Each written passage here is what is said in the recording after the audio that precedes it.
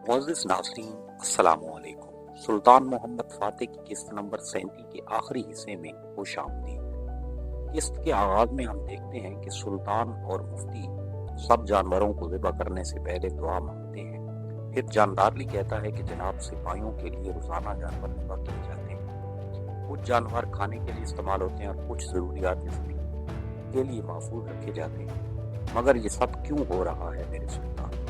सुल्तान जवाब देते हैं, लाला क्या तुम मेरे सिपाहियों के खाने के दरमियान रुकावट बन रहे? जानदारली फौरन कहता है कि नहीं, हरगिज नहीं मेरे सुल्तान, मैं सिर्फ ये कहना चाहता हूँ कि मुहासरा अभी ख़त्म नहीं हुआ और हमें अपने वसाइल को दानिशमंदी से इस्तेमाल करना चाहिए। जानदारली की तायीद करते हुए कहते हैं, खलील बादशाह बिल्कुल दुरुस्त कह रहा है मेरे सुल्तान। मेरे ख्याल में भेड़ों को ज़िबा करने के मंसूबे पर अमल दरामद मुलतवी कर दिया जाए, क्योंकि मुहासरा तवील हो सकता है। जवाबन सुल्तान कहते हैं, नहीं, भेड़ों को ज़िबा करने का मंसूबा मुलतवी नहीं किया जाए। जागनूस पाशा कहते हैं, हमारे पास मौजूद तमाम तेल ज़ाया हो चुका है मेरे सुल्तान।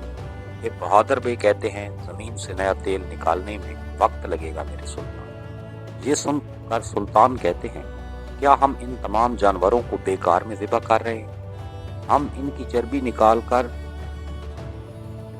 इस्तेमाल करेंगे और खाना भी ज़ाया नहीं कि वो फौजी इस्तेमाल कर लेंगे इनका गोश्त, और इनकी जो चर्बी और खाले हैं वो हम अपने प्लान के लिए इस्तेमाल करेंगे। जैसा कि आप जानते हैं कि चमड़ा पानी जज़्ब कर लेता है और आसानी से नहीं डूबता, हम खालों को ज़मीन पर बिछाकर इन जानवरों से हासिल की गई चर्बी इस पर डालेंगे और इसके ऊपर जहाज चलाएंगे। ये सुनकर बहादुर कहते हैं, इस तरह हम आसानी से अपने जहाज़ों को इस पर चला सकेंगे। सुल्तान मजीद कहते हैं कि जानवरों की आंतों को साफ करके इन्हें रस्सियां बनाने के लिए इस्तेमाल किया जाएगा। जानदारली बात को आगे बढ़ाते हुए कहते हैं, इस तरह मुहासरा ज़्यादा देर नहीं चलेगा और इंशाअल्लाह हम कामयाब होंगे। दूसरी जानिब कुस्तुनतुनिया में देमेत्रियुस की फांसी घाट पर खड़ा किया जाता है और फातिमा के साथ मौजूद लोग देमेत्रियुस के हक में नारे लगा रहे हैं, लेकिन सिपाही इनका रास्ता रोके खड़े हैं।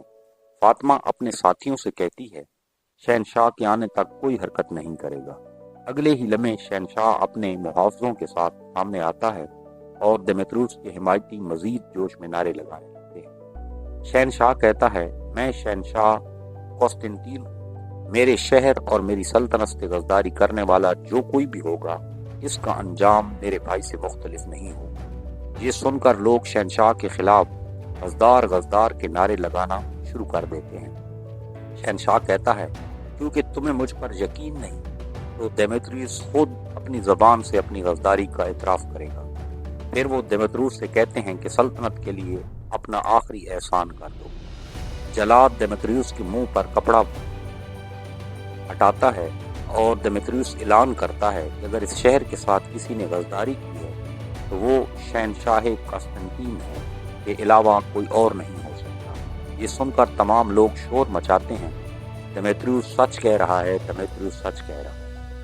देमेत्रियुस मजीद कहता है कि मेरा भाई तख्त से हटाने के लिए मेरे माँ के साथ साजिश करने वाला, इसे मारने वाला, मेरे हाथ काटने वाला और आखिर में मेरी माँ को कत्ल करने वाला है, वो कोई और नहीं बल्कि शहनशाह कॉन्स्टेंटीन। ये सुनकर शहनशाह जलाद को इशारा करता है और जलाद देमेत्रियुस के गले में रस्सी डाल देता है। जैसे ही तख्त हटाया जाता है, लोग एहतजाज करते हैं, तुम ये नहीं कर सकते। दूसरी तरफ सुल्तान जंगल में दलदली ज़मीन के करीब खड़े होकर सिपाहियों को हुक्म देते हैं, सिपाहियों पहले थोड़ी सी मिट्टी डालो, फिर इसके ऊपर खाले बिछा दो। सुल्तान का हुक्म सुनते ही सिपाही फौरन काम में लग जाते हैं। जैसे ही आजमाइश मुकम्मल होती है, सब कामयाबी पर बेहद खुश नजर आते हैं। रात के बाद देमेत्रियुस को मुर्दा समझकर घोड़ा गाड़ी में ले जाया जा रहा होता है, मगर कुछ ही देर में नौतारस आता है और देमेत्रियुस को छूता है। देमेत्रियुस आंखें खोल देता है। नौतारस कहता है कि ये मैं हूँ देमेत्रियुस, शहर में मौत घूम रही है, जल्दी करो और आना को अपनी लेकर यहाँ से निकल जाओ। देमेत्रियुस पूछा, आना कहाँ है?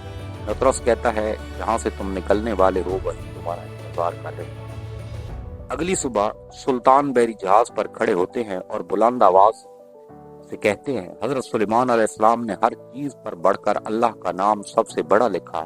ہمارے بیڑے کے سب سے بلند بادبان پر اب مقدس کتاب قرآن کریم کو رکھنے کا وقت آ گیا ہے۔ یہ کہتے ہی سلطان قرآن پاک یوسف کے حوالے کرتے ہیں اور یوسف اسے چوم کر ایک چاندی کی ڈبی میں رکھ دیتا ہے۔ سلطان مزید کہتے ہیں، کیونکہ ہمارے رب کی اجازت کے بغیر نہ ہوائیں چلتی ہیں نہ لہریں اٹھتی ہیں۔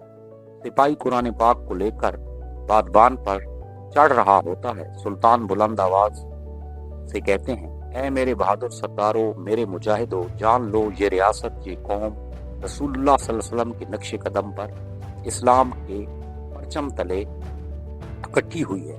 سپاہی مقدس قرآن کو بادبان کے اوپر رکھ دیتے ہیں۔ سلطان کہتا ہے، ہم اپنی مقدس کتاب کو بلند کرنے کے لیے بادبان کے سب سے اوپر رکھنے کا اعلان کرتے ہیں۔ ہم اللہ کی رضا کے طالب ہیں، ہم ترک اس لیے لڑتے ہیں کیونکہ اللہ نے ہمیں یہ حکم دیا۔ پھر سلطان اپنی تلوار بلند کرتے ہوئے نعرہ لگاتے ہیں، اے حق کی خاطر جانیں قربان کرنے والے مجاہدوں، اپنی تلواریں بلند کرو۔ یہ سن کر پورا جنگل اللہ اکبر کی صداؤں سے گونج اٹھتا ہے۔ ناظرین، تو کیا سلطان کے بنائے ہوئے بحری جہاز خشکی پر چلیں گے؟ کیا قسطنطنیہ فتح ہوگا؟